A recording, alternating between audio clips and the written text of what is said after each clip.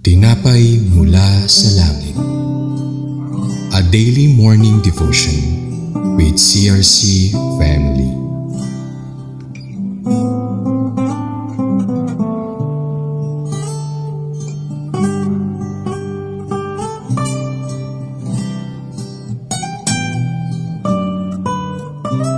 A blessed morning po sa ating lahat. Welcome pong muli sa isa na namang episode ng Tinapay Mula sa Langit. Pastor Christian Quezon po ang inyong mga kasama ngayong umaga. Ang ating pong devotion sa umagang ito ay matatagpuan sa Leviticus chapter 26 verses 27 to 35. At ito po ang sinasaad, verse 27, At kung sa kabila nito'y di pa rin kayo magabago at patuloy pa rin sumaway sa akin, magsisiklab ng aking galit sa inyo. At ako na mismo magaparusa sa inyo na makapitong ibayo dahil sa inyong kasalanan. Sa tindi ng gutom ay kakainin ninyo pati ang inyong mga anak. Wawasakin ko ang inyong mga altar na sunugan ng insenso. Itatakal ko kayo at itatambak ang inyong mga bangkay sa ibabaw ng inyong mga Diyos-Diyosan. Wawasakin ko ang inyong mga lunsod at iiwanan kong tiwangwang ang mga santuaryo at hindi ko tatanggapin ang mga handog ninyo. Sasalantain ko ang inyong mga lupain at magkataka ang mga kaaway ninyong sasakop niyon. Uusigin ko kayo ng tabak at magkakawatak-watak kayo sa iba't ibang lupain. May iwang nakatiwangwang ang inyong lupain at iguguho ang inyong lunsod. Sa gayon, mamahinga ng mahabang panahon ang inyong lupain samantalang kayo'y bihag sa ibang bansa. Makakapagpahinga ang inyong lupain, hindi tulad ng kayo'y naroon. Manalangin po tayo.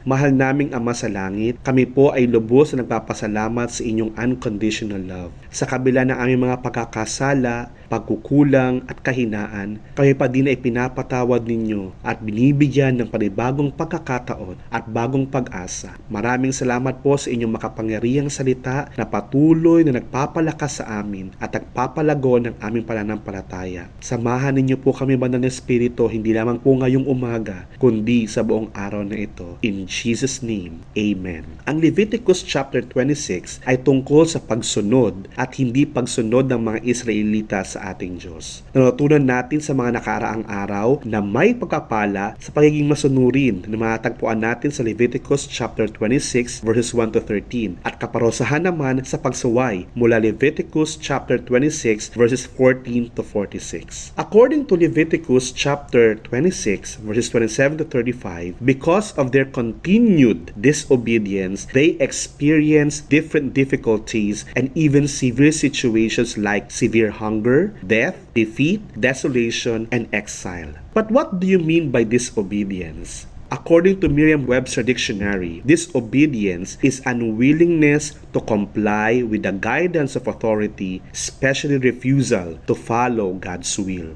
Marami na po tayong nabasa at nakita sa salita ng Diyos na mga tao na sumaway sa utos at kalooban ng Diyos tulad nila Adam at Eve, Saul, Esau at iba pa. At ang resulta ng kanilang pagsuway ay kaparusahan. But what are the things that we can learn from these passages? Number 1, God blesses those who are obedient to Him. They will experience abundance, good life, peace, satisfaction, and victory. Number 2, God punishes those who are disobedient to Him. We must always remember that disobedience brings God's punishment. Disobedience attracts God's judgment. Disobedience attracts God's wrath. Disobedience brings you to hell, and disobedience hinders God's blessings. Number 3, disobeying God is a serious matter. Number 4, partial obedience is complete disobedience. God wants us to obey Him completely or 100%.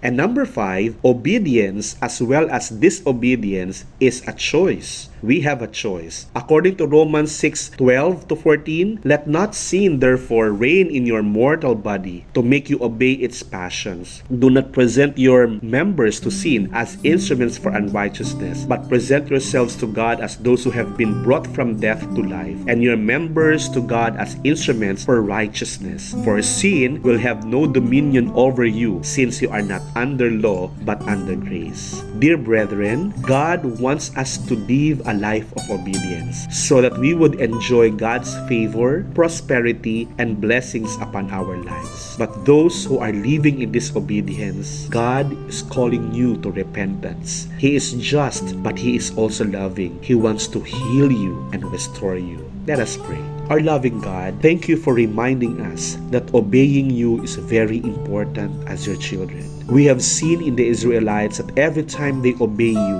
they experience favor, prosperity, blessings, and victory. But every time they disobey you, they experience defeat, poverty, and curse. Lord Jesus, we ask forgiveness for our disobedience. Thank you that repentance is always available. Please heal and restore us so that we can follow your will in our lives. We know that you have a great plan in our lives, and it will only be fulfilled if we live a life of obedience. I also pray that your Holy Spirit will always be at work in us so that we would do all things that brings you glory and honor. And this I ask in your most powerful name, Lord Jesus. Amen. Maraming salamat po sa inyong pakikibahagi sa ating programa. Lagi po nating pagnilayan ang salita ng Diyos mula sa ating puso dahil lubos ang magiging kaunawaan natin dito. Muli po ninyo kaming samahan bukas sa pagninilay ng kanyang mga salita dito sa programang Tinapay Mula sa Langit. Malayan nyo din pong i-share ang video na ito upang kayo rin ay maging makapala sa iba. Pagpalain po tayong lahat ng ating Panginoon, magandang umaga at magandang buhay sa piling ng ating Panginoong Jesus.